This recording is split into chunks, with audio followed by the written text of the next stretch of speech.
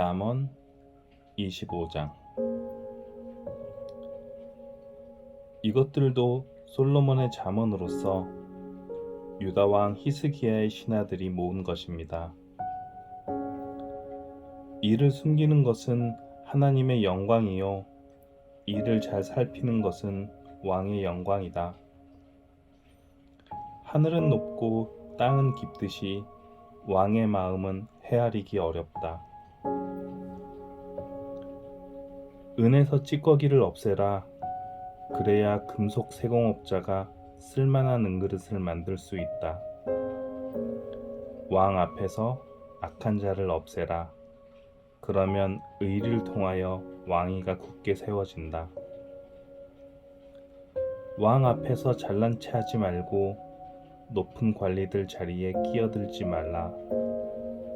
말석에서 상석으로 올라오라고 초대받는 것이 대중 앞에서 말석으로 쫓겨 내려가는 것보다 훨씬 낫지 않겠는가? 내가 눈으로 본 것을 조급하게 법정에 알리지 마라. 나중에 내 이웃이 너를 망신시키면 어떻게 할 것이냐?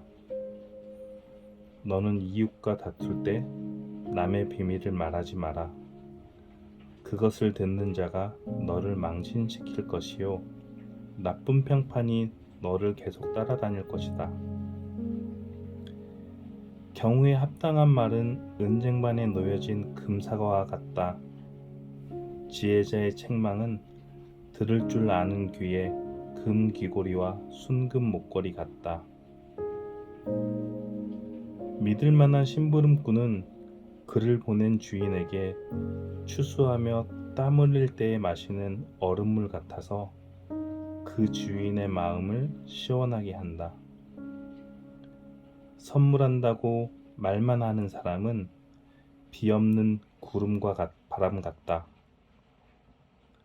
끈기 있게 설득하면 통치자의 마음도 움직이고 부드러운 혀는 뼈도 녹인다. 꿀을 찾았거든 먹을 만큼만 먹어라. 너무 많이 먹으면 토할 것이다. 이웃집에 너무 들락거리지 마라. 그가 실증내고 미워할까 두렵다.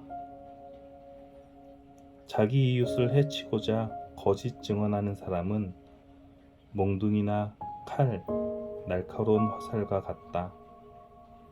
어려울 때 신용이 없는 사람을 의지하는 것은 썩은 이나 다친 발을 의지하는 것과 같다.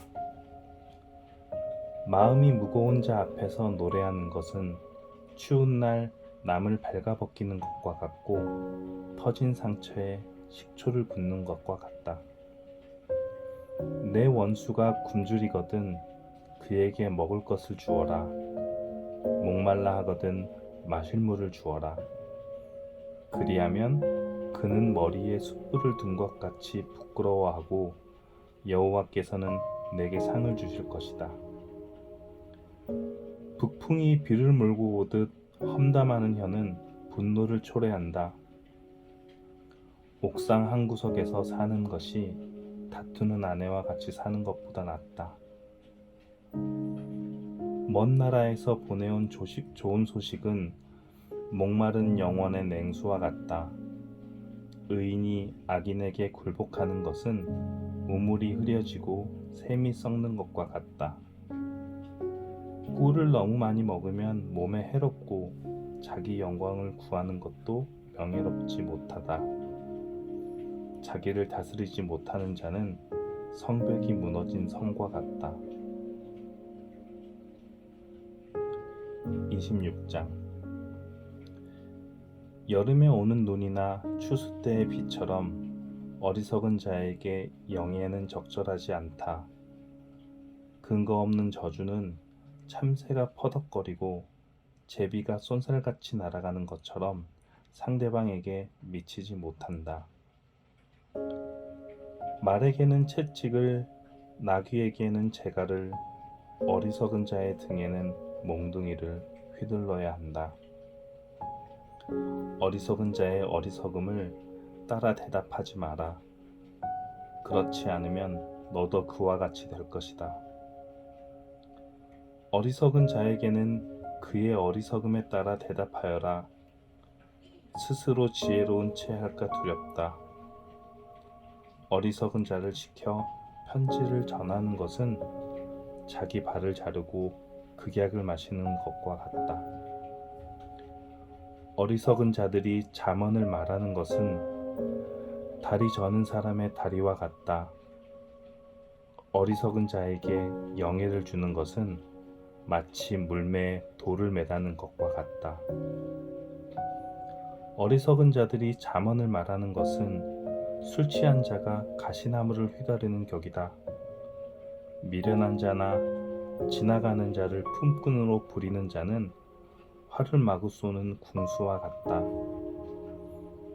개가 그 토한 것을 다시 먹듯 어리석은 자는 자기 미련을 되풀이한다. 스스로 지혜로운 채 하는 사람을 보았는가? 차라리 그보다 미련한 자에게 희망이 있다. 게으른 자는 사나운 사자가 길에 있으니 가지 않겠다고 말한다.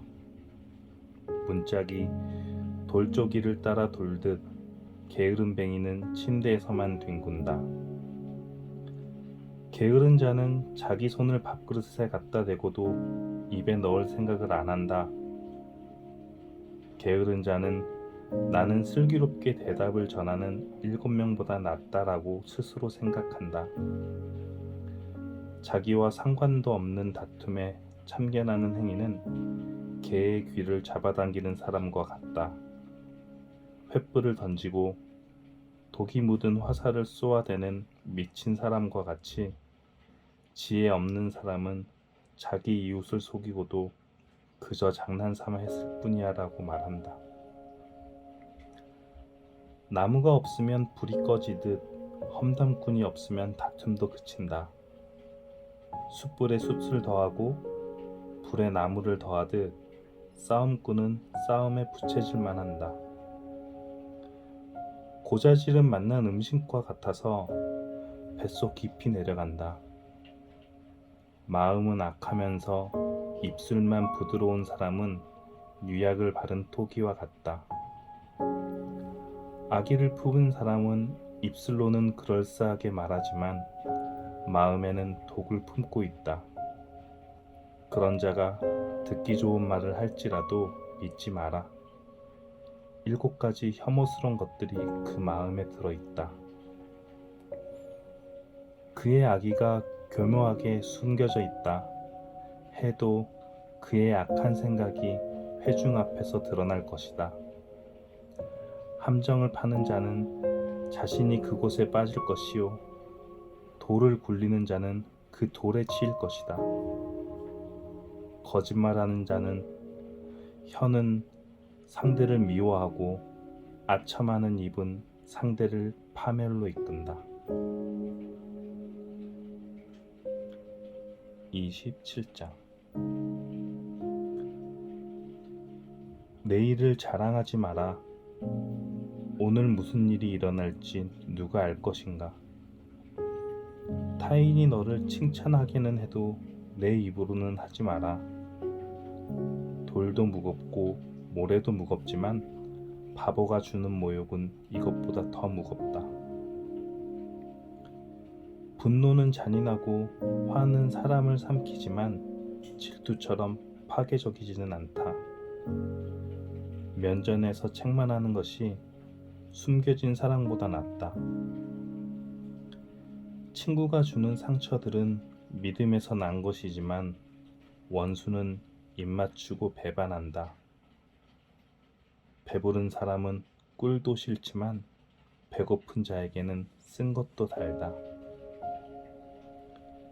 자기 고향을 떠난 사람은 둥지를 떠나 떠도는 새와 같다. 향유나 향이 마음을 기쁘게 하듯이 친구의 충심 어린 조언이 마음을 포근하게 해준다. 너의 친구든지 아버지의 친구든지 아무도 버리지 말며 위급할 때 형제의 집에 가지 마라. 가까운 이웃이 멀리 있는 형제보다 낫다. 내 아들아, 부디 지혜를 깨우쳐서 내 마음을 기쁘게 해다오. 그리하면 나를 경멸하는 자에게 내가 할 말이 있을 것이다. 슬기로운 자는 위험을 보면 피하지만 미련한 자는 제 발로 들어가 화를 자초한다. 타인을 위해 보증하는 사람의 의복을 취하여라. 다른 지방 사람을 위해 보증 섰다면 꼭 그 사람을 잡아두어라. 이른 아침에 큰 소리로 이웃에게 인사하는 것은 저주하는 말처럼 들린다. 비 오는 날에 연달아 떨어지는 물방울이나 다툼 잘하는 여인은 마찬가지다. 그런 여자를 다스리는 것은 손바닥으로 태풍을 막으려는 것과 같고 손으로 기름을 움켜잡으려는 것과 같다. 쇠는 쇠에 갈아야 날카롭게 되듯이 사람은 사람에게 부딪혀야 다듬어진다. 무화과 나무를 재배하는 자는 그 열매를 먹고 자기 주인을 잘 섬기는 자는 영예를 얻는다. 얼굴이 물에 비치듯 사람의 마음도 다른 사람에게 비친다. 무덤과 죽음이 만족하는 법이 없듯이 사람의 눈도 만족할 줄을 모른다. 도가니로 은을, 풀무로 금을 연단하듯 사람은 칭찬을 통해 시험을 받는다. 미련한 사람을 절구에 넣고 공의로 곡식 찢듯 찧어도 그의 미련은 벗겨지지 않는다. 내 양떼의 형편을 잘 살피고 내 소떼도 잘 돌봐라. 재물은 오래가지 않고 멸류관은 대대로 물려지지 않는다. 풀을 베면 다시 싹이 나니 언덕 여기저기에서 꼴을 얻을 수 있다. 양떼는 옷 지을 털을 주고 염소떼는 밭을 살만한 돈을 준다. 염소젖은 넉넉하게 너와 내 가족, 너의 여종들이 모두 먹고도 남을 것이다. 아멘.